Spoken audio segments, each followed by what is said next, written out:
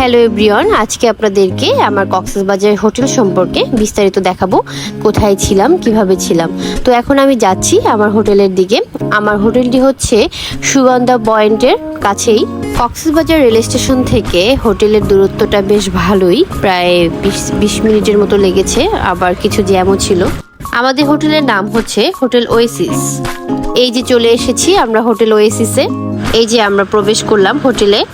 দেখেন কত সুন্দর হোটেলের ভেতরটি। এটি হচ্ছে রিসেপশন। হোটেলের রিসেপশনটা দেখি মনে হচ্ছে ভেতরটা খুব সুন্দর হবে। তো এখানে কিছুক্ষণ হচ্ছে আমরা ওয়েট করতেছি, আর আমি হচ্ছে আশেপাশে ভিডিও করছি। দেখেন এখন চলে আসলাম, আমাদের হচ্ছে লিফটের 6 ছিল আমাদের রুমটা। এটি হচ্ছে রুমের সামনের করিডোর। আসুন দেখি কেমন আমাদের রুমটা। আমরা আসলে যেহেতু ফ্যামিলি নিয়ে এসেছি, তাই একসাথে হচ্ছে 2 রুম আমরা নিয়েছি, ফ্যামিলি রুম আর কি। একটা হচ্ছে এই যে সিঙ্গেল বেডের রুম, আর একটা হচ্ছে ডাবল বেডের রুম।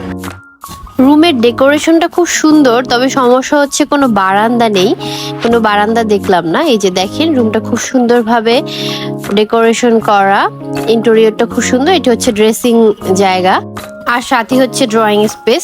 স্পেসটা অনেক বড়। আর এটা হচ্ছে আরেকটা রুম। দেখেন এই রুমের মধ্যে এই যে টিভি দেখেন, আর হচ্ছে লকার আছে। এদিকটাতে হচ্ছে আরেকটি বেড, এদিকটা হচ্ছে ওয়াশরুম। এই রুমে পার ডে কত টাকা গিয়েছে সেটি ভিডিওর লাস্টে আমি আপনাদেরকে বলবো। এখন চলে এসেছি আমরা ক্যাফে দরবারে দুপুরে লাঞ্চ করার জন্য। এই যে দেখেন এটা হচ্ছে আমাদের হোটেলের পাশেই ক্যাফে দরবার।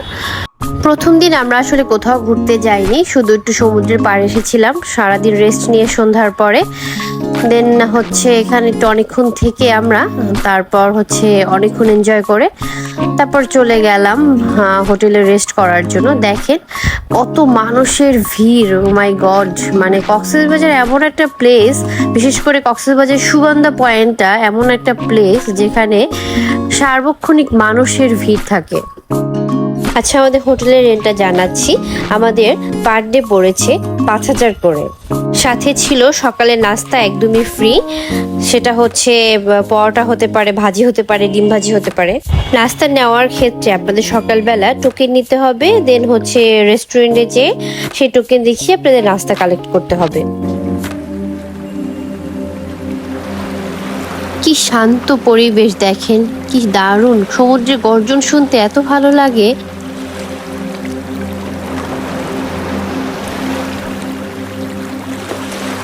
শুয়ে শুয়ে সমুদ্র দেখতে ভালোই লাগছিল, কিন্তু মশা খুব ডিস্টার্ব করছিল। ইচ্ছে করছিল একটি কয়েল জ্বালিয়ে এখানে বসি।